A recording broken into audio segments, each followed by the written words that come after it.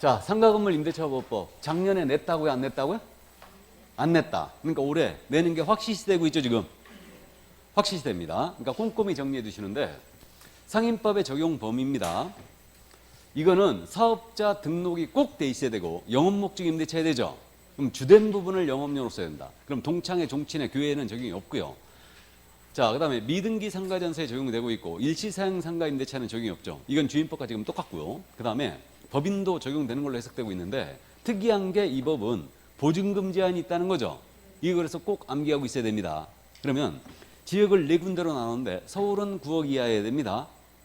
그다음에 서울을 제외한 과밀억제 원역이에요. 그럼 이거는 여기는 얼마? 6억 9천 이하야 되고요.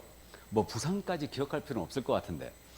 그다음에 광역시입니다. 광역시는 얼마? 5억 4천 이하야 되고요. 이게 이렇게 되고요. 이때 광역시 중에 과밀억제 권역으로 가는 광역시가 있죠. 거기가 어디? 인천광역시고. 그다음에 이제 기타 지역입니다. 여기는 3억 7천인데 광역시에 있는 군들 있죠. 광역시에 있는 군 상가는 모두 일로 내려갑니다. 이걸 주택임대차 계약 신고하고 헷갈리면 안 돼요. 그러니까 광역시 있는 군들은 전부 다 기타로 내려간다. 여기는. 그래서 이제 이 정도 이해하시고요. 그래서 숫자 서울은 9억 기억했고 69, 54라고 그랬죠? 69, 54. 그 다음에 37이에요. 69, 54, 37로 기억한다. 근데 여기 월세가 있으면 월세도 곱하기 배가 합산하게 돼 있죠? 이렇게 돼 있습니다. 그러면 만약에 보증금이 4억이었어요. 월세가 600만 원 있었다. 이게 서울 소재 상가 임대차였어요. 그럼 요 임차에는 한 사람 얼마 나와요? 10억 나온다. 그럼 9억을 넘어섰죠. 그러면 전면적인 적용이 되지 않고 일부만 적용되는 거죠. 그럼 그 일부를 어떻게 암기했다? 대권 3기 요구 표준. 이렇게 암기했어요. 그럼 이게 대가 뭐예요? 대항력 규정이고 권리금고 3기 차임 연체 시 해지 규정. 그 다음에 갱신 요구권. 그 다음 표준계약서 규정이죠. 그래서 요거만 일단 적용이 되고 여기에 더하여 지금 신설된 내용이 있었죠. 코로나 등으로 감염병이죠. 감염법 예방법에 따라 3개월 이상 영업 제한을 받았어요. 그래가지고 임차인이 부해나갔고 영업을 폐업해버렸어요. 그럼 폐업을 해버리면 이거 해지 통지할 수 있죠. 해지 통지해버리면 임대인은 3개월 지나면 이거 효력이 발생하죠. 이걸 받은 앞도 3개월 지나 효력 발생한다. 그래서 영업 제한으로 인한 폐업 시 해지 규정 적용이 된다. 그러면 요게 이제 적용될 뿐이고 거꾸로 기억도 해보자고 그랬어요. 거꾸로. 그럼 이 임차인이 보호가 안 되는 규정이 뭔데? 대표적으로 이걸 기억해도 문제가 훨씬 더 쉬워져요. 보호가 안 되는 규정.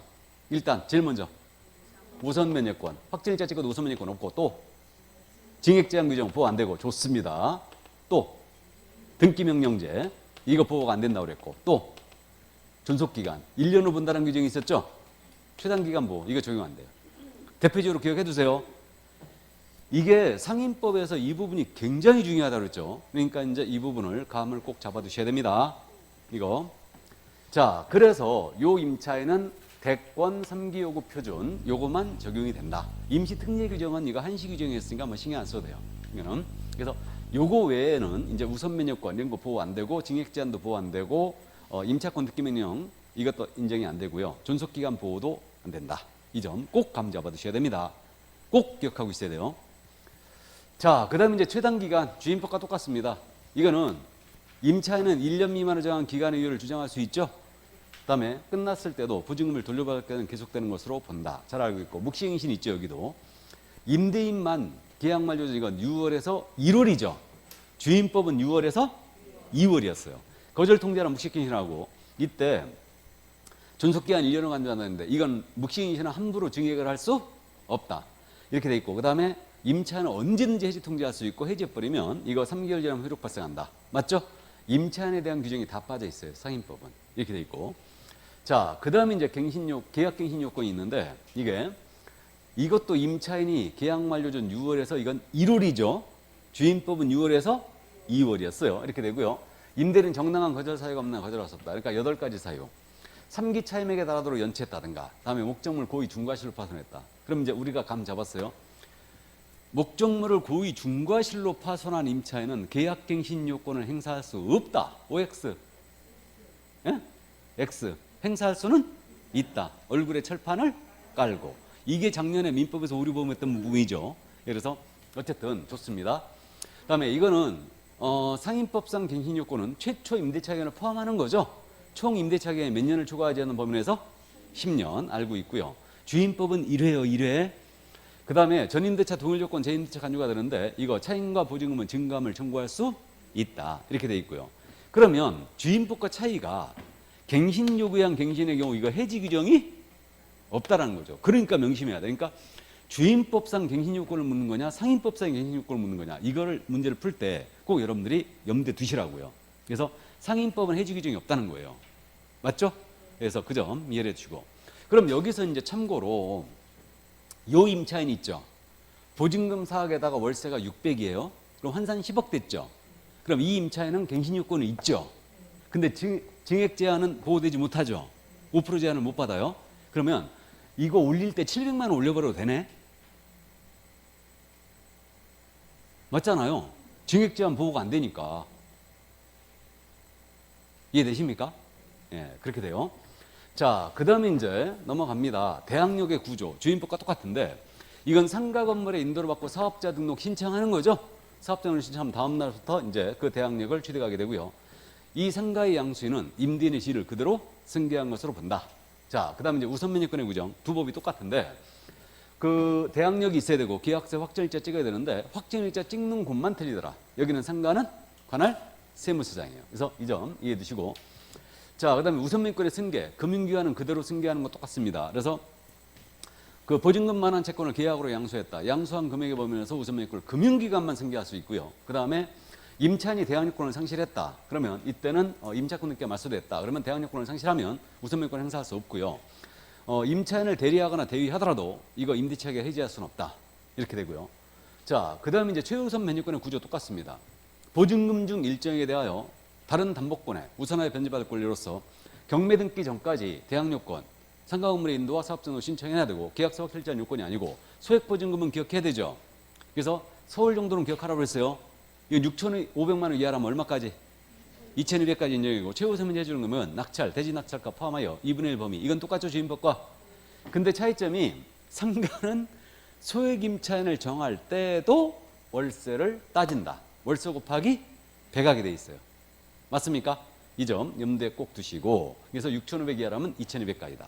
그래서 서울 소재 상가 임대차인데 보증금이 1,500이었어요. 월세가 50만 원 있었다. 요 임차인은 최우선 면제 임차인 맞습니까? 맞죠? 딱 6,500 걸렸잖아요. 그럼 이 상가 경매로 나가면 최우선 면제 쓰는 금액이 최대가 얼마다? 2,200이 아니고 1,500이라고 그랬어요. 이제 마지막을 물어봤죠. 나는 끝까지 틀린다. 작년 11월 달부터 똑같은 내용을 계속 물어봤는데 1,500이죠? 보증금이 1,500이니까. 그래서 좋습니다. 안 물어보니 다행입니다. 안 물어보니 다행인데 어쨌든 이해해 두셔야 돼요. 이 금액보다 줘보면 그 금액이 되는 거죠. 자, 그 다음에 이제 요거 권리금 보호 규정인데 임대인은 임대차 종료 몇 개월 전부터? 6개월 전이죠. 6개월 전부터 종료 시까지 신규 임차인이 되는 자로부터 임차인이 권리금 지급받는 것을 방해해서는 안 된다. 이렇게 되고요. 방해했잖아요. 손해배상 청구할 수 있죠. 그러면 손해배상 청구는 실효에 걸리고 있죠. 몇 년? 3년. 시효 기준이 유일하게 있는 게 이거예요. 3년의 시효를 권리금 이렇게 돼 있고요. 그래서 이제 손해배상을 하게 돼 있고 손해배상액도 정해져 있습니다. 이렇게 정해져 있고요. 그러니까 3년의 시효에 걸린다. 그다음에 신규 임차인이 되는 자에 대한 알고 있는 정보를 임차인은 임대인한테 제공해 줘야 되죠. 저놈이 뺀돌뺀돌한지 꼭 알려주라고 했어요. 자, 그 다음에 이제 국토부 장관입니다. 이 자는 임대차 권리금에 대한 표준계약서를 물론 법무부 장관과 협의하는 거예요. 권리금에 대한 표준계약서는 누구라고요? 국장. 그럼 권리금에 대한 기준고시도 누가 한다? 국장이 하는 거죠. 그다음에 이제 대규모 점포라든가 이런 데는 적용이 없다는 거. 그다음에 국공사도 적용이 없고 다만 전통시장 임차인은 보호가 된다고 했어요. 그럼 여기서 주의할 점은 권리금 보호 규정 그냥 알고 있거든요. 6개월 전부터 방해하면 안 된다. 이게 이제 핵심 포인트인데 임차인이 갱신 요구 거절 사유에 걸려 있어요. 3기 차임을 연체했다. 그럼 갱신 요구 거절 사유에 걸려 있으면은 요거 권리금 보호가 된다 안 된다? 안 된다는 얘기죠. 맞습니까? 이렇게 되니까 그 점도 이해를 꼭 해두시고요. 이게. 자, 그다음에 이제 정당한 사유가 없는 한 거절할 수 없다는데 정당한 사유에서 1년 6개월 기억하고 있죠? 1년 6개월 동안 영리 목적으로 사용하지 않는다. 그럼 신규 임차인 대련자와 임대차 계약 체결을 거절할 수도 있습니다. 이 정도. 1년 6개월을 임차인이 안 쓰는 거라고요. 임대인이 안 쓰는 거라고요? 임대인이. 좋습니다. 다음에 이제 임차권 특임인데 두 법이 완전히 똑같아. 그래서 상가 임대차가 종료가 됐는데 보증금을 안 돌려줘요. 그럼 이제 등기명령 신청하면 3주 정도면 돼버린다고 그랬고, 대항력, 오수면이권 그대로 취득하고, 이거 대항력권을 상실하고 그대로 유지가 되고 있고, 그 다음에 이 이후에 들어온 임차인 최우수면이권 없지만 확진일자 찍었다면 우수면이권 있죠? 이 비용은 물론 임대인에게 청구 가능하고요. 상임법이 적용되는 상가 임대차라면